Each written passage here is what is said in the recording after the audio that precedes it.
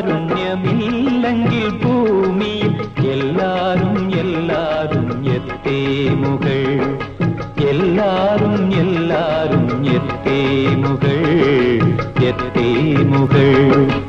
അല്ലാഹുവിൻ കാരുണ്യമില്ലെങ്കിൽ ഭൂമിയിൽ എല്ലാരും എല്ലാരും എത്തേമുകൾ, എത്തേമുകൾ.